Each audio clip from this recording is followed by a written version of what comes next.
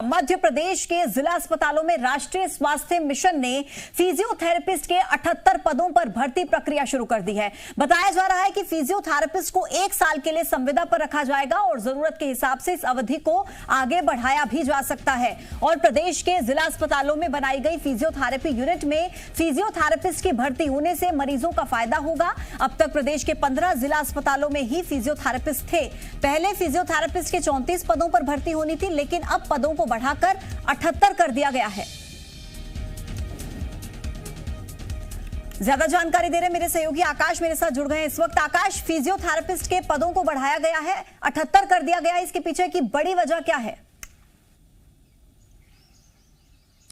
देखिए, बड़ी वजह यह है पूजा की अधिकतर जिलों में अभी फिजियोथेरेपिस्ट उपलब्ध नहीं हो पा रहे थे। सिर्फ 15 ऐसे जिले हैं जहां पर जिला अस्पतालों में फिजियोथेरेपिस्ट उपलब्ध हैं, जबकि फिजियोथेरेपिस्ट यूनिट पहले से ही बनकर तैयार है। अब तक यहां नर्सेस काम करती थीं, इसलिए पदों को भी बढ़ाया गया है, क्योंकि अमूमन हम देखते हैं कि छोटे जिलों में फिजियोथेरेपिस्ट जैसे डॉक्टर नहीं मिल पाते हैं, ना तो सरकारी तौर पर ना ही निजी तौर पर। इसलिए उन्हें अपने सामान्य डॉक्टर से निर्देश लेकर इलाज कराना पड़ता था और उस तरह का फायदा नहीं होता था जो फिजियोथेरेपिस्ट कर पाते थे। ऐसे में राष्ट्रीय स्वास्थ्य मिशन की ओर से अब 78 पदों पर फिजियोथेरेपिस्ट की भर्तियां की जाएंगी। सभी जिला अस्पतालों में जहां पर फिजियोथेरेपी इकाई बनकर तैयार हुई है, उन इकाइयों में इन्हें पदस्थ किया जाएगा। बड़ा फायदा उन बुजुर्ग वर्ग के लोगों को होगा जो अब तक फिजियोथेरेपिस्ट के तहत इलाज नहीं करवा पाते थे, क्योंकि कई सारे ऐसी बीमारियां बुजुर्गों को होती हैं जिन्हें फिजियोथेरेपी की जरूरत पड़ती है। ऐसे में अब सरकारी अस्पतालों में भी फिजियोथेरेपिस्ट उपलब्ध होंगे। ये एक अच्छी खबर है उन सभी लोगों के लिए जिन्हें फिजियोथेरेपिस्ट की जरूरत पड़ती है। और सरकारी अस्पतालों में होंगे तो निश्चित तौर पर कोई शुल्क नहीं लगेगा, आसानी से इलाज हो सकेगा। 31 मार्च तक इसके लिए आवेदन किया जा सकता है। आकाश, 78 पद जो हैं वो रिक्त किए गए हैं फिजियोथेरेपिस्ट के, जिन पर भर्ती की जाएगी। 1 साल के लिए इन्हें संविदा पर रखा जाएगा। भर्ती प्रक्रिया के बारे में भी जानकारी पहुंचाएं कि कब से भर्ती प्रक्रिया शुरू हो रही है, कब तक रजिस्ट्रेशन फॉर्म्स भरे जा सकते हैं। देखिए, 2 दिन पहले से यह भर्ती प्रक्रिया शुरू हो चुकी है और 31 मार्च तक पूरी प्रक्रिया चलेगी। राष्ट्रीय स्वास्थ्य मिशन के वेबसाइट पर जाकर इसके लिए आवेदन किया जा सकता है।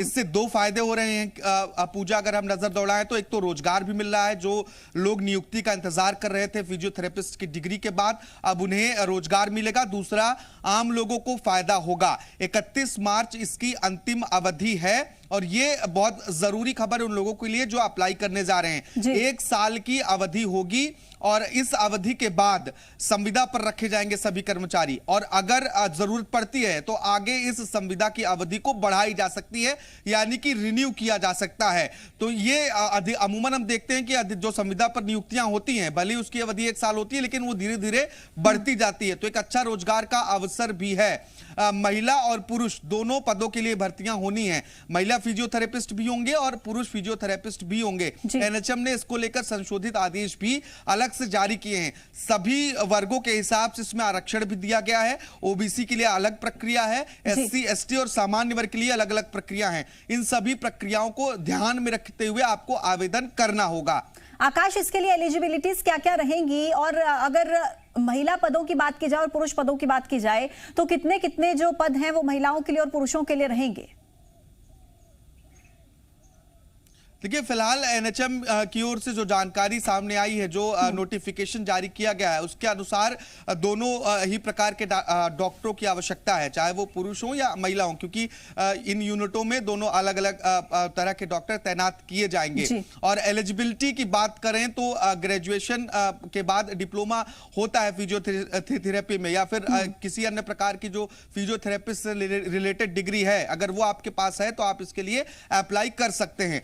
राष्ट्रीय स्वास्थ्य मिशन मध्य प्रदेश की वेबसाइट पर इसका पूरा परफॉर्मा उपलब्ध है। जो लोग इसके लिए इच्छुक हैं वो वहां से इसे प्राप्त कर सकते हैं। इसके पहले सिर्फ 34 पदों पर ही नियुक्तियां होनी थी फरवरी महीने तक की अगर बात करें तो, लेकिन अब जो संशोधन किया गया है उसमें 78 पदों पर भर्तियां होनी है।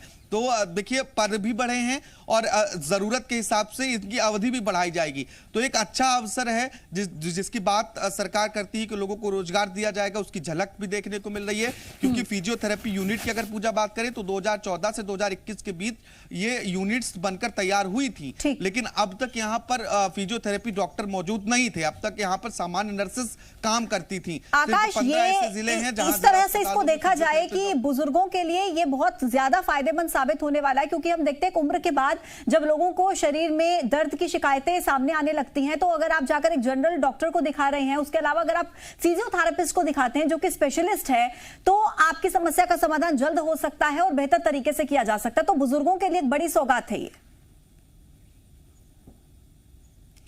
निश्चित तौर पर पूजा सिर्फ बुजुर्गों के लिए ही नहीं, सभी उम्र के लोगों की बात करें तो कई सारी ऐसी दिक्कतें बीच में आती हैं जिसके लिए फिजियोथेरेपिस्ट की आवश्यकता पड़ती है। लेकिन ये स्थिति बुजुर्गों में ज्यादा देखी जाती है। जो बीमारियां होती हैं एक उम्र के दौरान, एक उम्र के बाद, उसके लिए अधिकतर मामलों में फिजियोथेरेपिस्ट डॉक्टरों को ही प्रेफर किया जाता है। उनके पास ही अदर डॉक्टर्स रेफर करते हैं। लेकिन जो छोटे जिले हैं वहां निजी तौर पर भी फिजियोथेरेपिस्ट डॉक्टर अमूमन नहीं मिल पाते हैं।